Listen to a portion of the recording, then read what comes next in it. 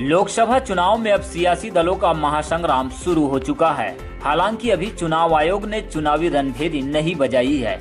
उम्मीद की जा रही है कि संभवतः मार्च के महीने में चुनाव का ऐलान किया जाएगा, लेकिन सियासत की बिसातों ने अपना काम शुरू कर दिया है। प्रमुख विपक्षी दल कांग्रेस मोदी और भाजपा को मात देने के लिए कोई मौका नहीं छोड़ना चाहती है। यही वजह है कि राहुल गांधी ने छत्तीसगढ़ में एक सभा को संबोधित करते हुए पहली बार ऐतिहासिक निर्णय लेने का दावा किया है। उन्होंने कहा है कि दुनिया के इतिहास में पहली बार नागरिकों के लिए कांग्रेस की सरकार मिनिमम आमदनी का अधिकार लाएगी। लेकिन हम आपको बताएंगे कि राहुल गांधी जिस मिनिमम आमदनी का अधिकार लोगों को दिलाने की बात कर रहे हैं, वह बात भारत में एक ही लीडर करते आए हैं।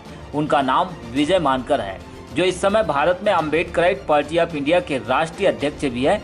लेकिन मीडिया की अनदेखी के कारण विजय मानकर के द्वारा लोगों के कल्याण के लिए कही जाने वाली बातें आज राहुल गांधी की जुबान से सुर्खियां बटोर रही है और मीडिया में इस पर डिबेट भी शुरू हो गई है।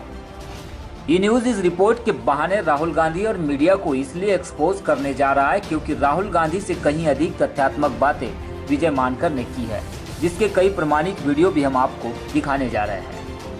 तो आइए सबसे पहले हम आपको दिखाते हैं राहुल गांधी का वो वीडियो जिसमें उन्होंने नागरिकों के लिए मिनिमम आमदनी की बात की है। दुनिया में पहली बार कांग्रेस पार्टी एक निर्णय लेने जा रही है। कांग्रेस पार्टी ने मन बना लिया है कि 2019 चुनाव जीतने के एकदम बाद, जैसे हमने नहीं अभी ताली मत बजाओ, आपने सुना नहीं अभी, जब सुनोगे हिल जाओगे, ऐसी बात मैं करने जा रहा हूं। मनरेगा में 100 दिन का रोजगार गारंटी दिया, भोजन के अधिकार में भोजन गारंटी करके दिया, सूचना के अधिकार में गारंटी करके ब्यूरोक्रेसी के दरवाजे खोले। अब हम एक ऐसा कदम उठाने जा रहे हैं जो दुनिया की किसी भी सरकार ने नहीं उठाया हुआ, और यह काम सिर्फ कांग्रेस पार्टी कर सकती है। हमने निर्णय ले लिया है कि हिंदुस्तान के हर गरीब व्यक्ति को 2019 के बाद कांग्रेस पार्टी वाली सरकार गारंटी करके न्यूनतम आमदनी देने जा रही है। इसका मतलब मिनिमम इनकम गारंटी, मतलब हिंदुस्तान के हर गरीब व्यक्ति के बैंक अकाउंट में कम से कम न्यूनतम आमदनी हिंदुस्तान की सरकार देने जा रही है। मतलब हिंदुस्तान में ना कोई भूखा रहेगा, ना कोई गरीब रहेगा। और ये हम छत्तीसगढ़ में करेंगे, मध्य प्रदेश, राजस्थान, हर प्रदेश में करेंगे। हम दो हिंदुस्तान नहीं चाहते हैं, एक हिंदुस्तान होगा, और उस हिंदुस्तान में हर गरीब व्यक्ति को मिनिमम इनकम देने का काम कांग्रेस पार्टी की सरकार करेगी। और यह काम आज तक दुनिया की किसी सरकार ने नहीं किया है। यह काम दुनिया में सबसे पहले हिंदुस्तान की 2019 के बाद कांग्रेस वाली सरकार करने जा रही है। ऐतिहासिक काम है भाई और बहनों, और ये हम आपके लिए करेंगे। तो यह था राहुल गांधी का वो वीडियो जिसमें आपने सुना कि नागरिकों के लिए राहुल गांधी मिनिमम आमदनी देने की बात कर रहे हैं। चलिए अब हम आपको दिखाते हैं विजय मानकर के कुछ ऐसे वीडियो जो राहुल गांधी के मिनिमम आमदनी वाले अधूरे ज्ञान को करेक्ट करने के साथ ही राहुल गांधी को एक्सपोज भी कर रहे हैं। जीडीपी में हम 5वें नंबर पर आ रहे हैं। जीडीपी परचेसिंग पावर पैरिटी में हम 4थे नंबर पर, 3रे नंबर पर आ रहे हैं। लोग कहते हैं कि भारत के अंदर गरीबी है। मैं कहता हूं भारत से 10 साल के भीतर गरीबी को समाप्त किया जा सकता है। चाइना ने 60 करोड़ लोगों को दुनिया की 70% गरीबी ये चाइना ने 40 सालों के अंदर समाप्त की। दुनिया की गरीबी क्या 70% अकेले चाइना ने समाप्त किया, 40% गरीबी। भारत में 10 साल में गरीबी समाप्त की जा सकती है। क्या फॉर्मूला है? 2 फॉर्मूले देता हूं। एक मैंने नागरिकों का आर्थिक अधिकार बता दिया, सिटीजन्स इनकम राइट, उसके अलावा बताता हूं यूनिवर्सल बेसिक इनकम।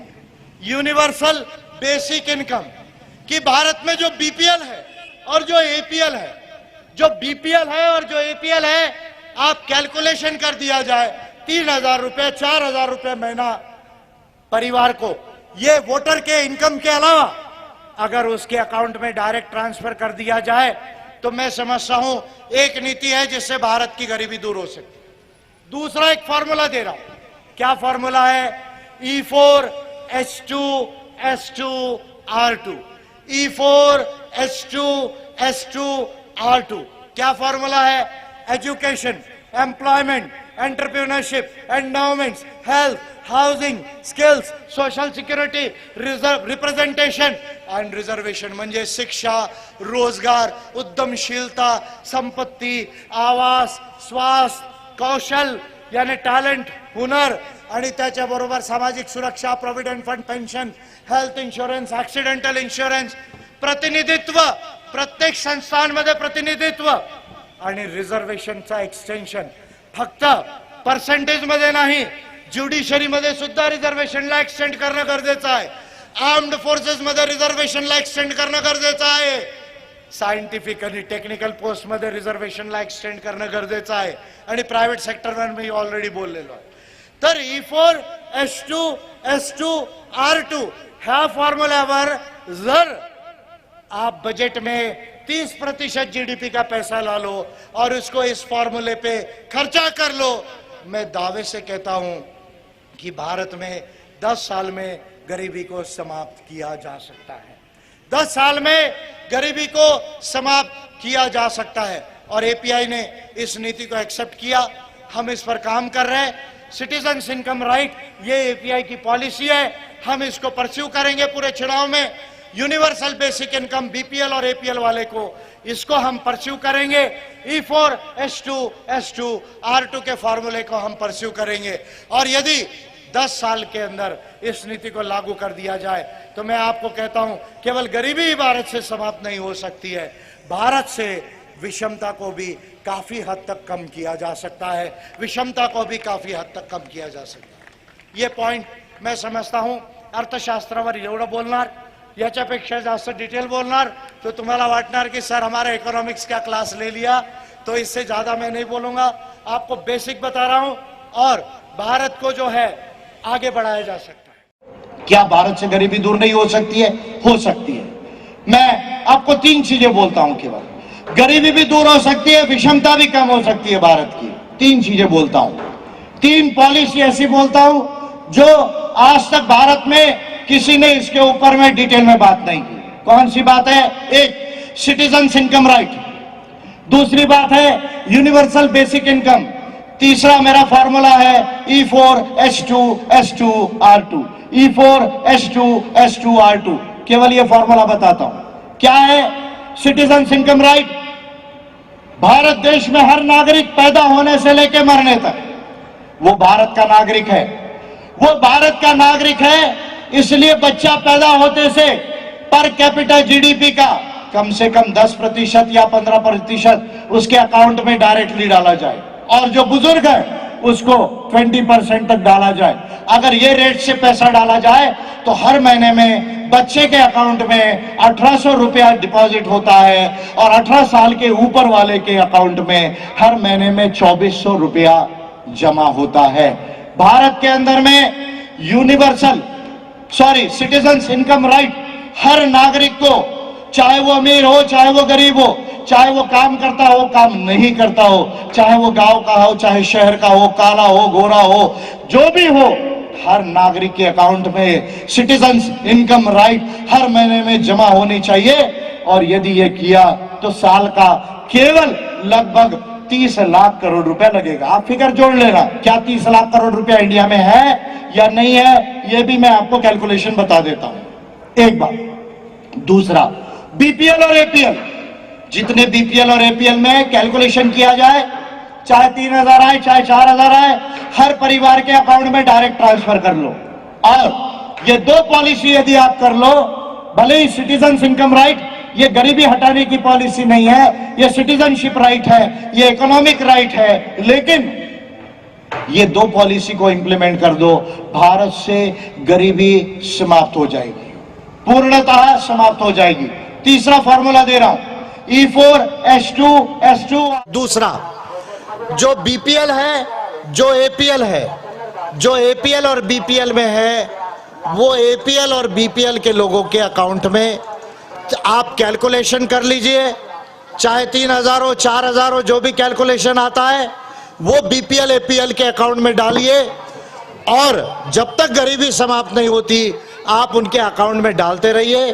और फिर आप देखिए कि भारत का हर गरीब, जो हर गरीब है वो समृद्ध होने लगेगा, उसका लिविंग स्टैंडर्ड इंप्रूव होगा। तो आपकी पॉलिटिकल इकोनॉमी को ठीक करना पड़ेगा, आपके राजकीय अर्थशास्त्र को ठीक करना पड़ेगा। क्या है उसका एक रास्ता मैंने बताया, voters right to income, VRI, voters right to income. जब 10, 15, 20% पैसा जो जीडीपी पर कैपिटा का मिलेगा तो वो उद्योगपति के पास नहीं जाएगा, वो सरकार के पास नहीं जाएगा, वो डायरेक्ट नागरिकों के पास आएगा। और कोई गरीब इंसान भी है तो वो भूखे नहीं मरेगा देश के अंदर में। ये वोटर्स राइट टू इनकम है, ये पहली बात है। दूसरा, हमारे देश में जो टैक्स रेवेन्यू जो परसेंटेज है, जीडीपी टू टैक्स रेवेन्यू जो परसेंटेज है, वो केवल 17% है। Brazil, China, Latin America, Africa, OCD countries जो डेवलप्ड कंट्रीज है, वहां 30%, 35%, 40% इतना ज्यादा है। यानी ये जो कंट्रीज जो डेवलप्ड हो गई, ये जो कंट्रीज जो बहुत ज्यादा डेवलप कर रही है, वो अपने आप डेवलप नहीं हो रही है, उनका जो टैक्स जीडीपी रेशो जो है वो बढ़ाया गया। और वो टैक्स जीडीपी रेशो बढ़ाकर वो पैसा बजट में लाके फिर वो शिक्षा, रोजगार, आवास, सामाजिक सुरक्षा और तमाम चीजों के ऊपर में खर्चा किया गया। तो भारत की टैक्स सिस्टम को चेंज करना पड़ेगा। भारत की टैक्स सिस्टम में अमीरों पर ज्यादा टैक्स लगाना पड़ेगा, गरीबों पर कम टैक्स करना पड़ेगा, जीएसटी का टैक्स रेट कम करना पड़ेगा। और बजट में ये जो पैसा आएगा वो पैसा SC ST OBC सब प्लान में 20%, SC ST सब प्लान में 20%, OBC के सब प्लान में लाना पड़ेगा। और एक ही फॉर्मूले पे खर्चा करना पड़ेगा। क्या फॉर्मूला है? E4H2S2R2, E4H2S2R2। What is E4? Education, employment, entrepreneurship, endowments, health, housing, skills and social security, representation and reservation। यानी शिक्षा, रोजगार, उद्यमशीलता, संपत्ति, आवास, उसके साथ में स्वास्थ्य, उसके साथ में कौशल, उसके साथ में सामाजिक सुरक्षा, provident fund, pension, accidental insurance, medical insurance और प्रतिनिधित्व। तमाम लोगों को, महिलाओं को, पुरुषों को, आदिवासियों को, DT&T को प्रतिनिधित्व जो वेरियस इंस्टीट्यूशंस है उसमें देना पड़ेगा। और रिजर्वेशन को बढ़ाना पड़ेगा। ओबीसी का रिजर्वेशन 27 से बढ़ाकर कम से कम 40% करना पड़ेगा। जुडिशरी में रिजर्वेशन लाना पड़ेगा, प्राइवेट सेक्टर में आरक्षण लाना पड़ेगा, साइंटिफिक एंड टेक्निकल पोस्ट में आरक्षण लाना पड़ेगा। और ये सब करते हुए मिलिट्री में भी आरक्षण लाना पड़ेगा।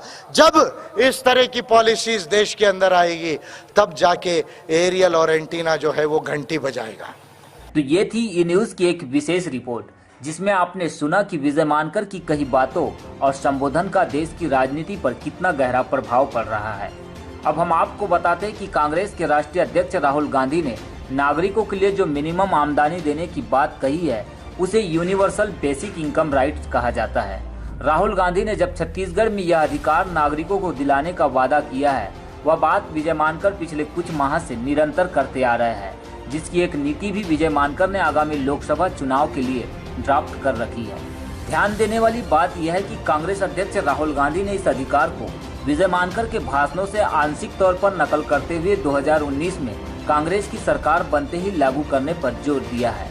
वहीं अब भाजपा भी लोगों को मिनिमम आमदनी का अधिकार देने के लिए उतावली दिखाई दे रही है। माना जा रहा है कि आगामी बजट में मोदी सरकार इसे लागू करके वोट बैंक की राजनीति भी कर सकती है, ताकि विजय मानकर की बनाई गई इस नीति को कॉपी करके कांग्रेस सत्ता में काबिज न हो पाए। ये देश किससे बना हुआ है? किससे बना है? नागरिकों से। देश किससे बना हुआ है? तो हम देश के मालिक हैं और सरकार और संसद किराएदार है।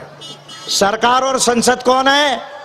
किराएदार है। हम भारत के नागरिक हैं, हम इस देश के मालिक हैं। सरकार और संसद और सुप्रीम कोर्ट किराएदार है।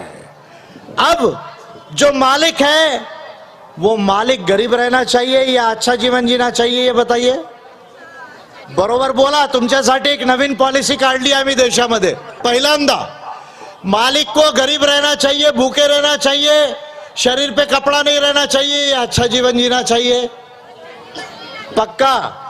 अच्छा, जो बच्चा पैदा हुआ, ही लहान मुलगी है ना, हाँ, ये पैदा होते से 18 साल तक, और 18 साल से आजी भाई जितने हो गए बड़े, जब तक जाते नहीं तब तक भारत के हर नागरिक को, ध्यान से सुनो, आज कांग्रेस वालों ने आज तक इसको नहीं बोला, 60 साल सरकार चलाया, बीजेपी वालों ने नहीं बोला। मैं भारत का वो महत्वपूर्ण लीडर हूं जो इसको बोल नहीं रहा है, इसको अपनी नीति में अडॉप्ट किया, और ये काम मैं देश में करने वाला हूं। अभी क्या करने वाला हूं कि बच्चा पैदा होने से लेके मरने तक 18 साल का जब तक वो नहीं होता, और 18 साल से बुजुर्ग, हर एक के अकाउंट में हर महीने 1800 रुपया 18 साल तक, और मरने तक 2400 रुपया हर महीने में जमा होना चाहिए। देश का जो है हर नागरिक के अकाउंट में। तुमको पसंद नहीं आ रहा? पैसा नहीं चाहिए क्या? चाहिए कि नहीं चाहिए? 1800 रुपया बच्चों को और बड़ों को 2400 रुपया हर महीने में हर नागरिक के अकाउंट में जमा होना चाहिए। उसको मैं कहता हूं सिटीजन्स इनकम राइट, नागरिकों का इनकम का अधिकार, उनके संपत्ति का अधिकार, पहला अधिकार जिसको हमें देश में लाना है।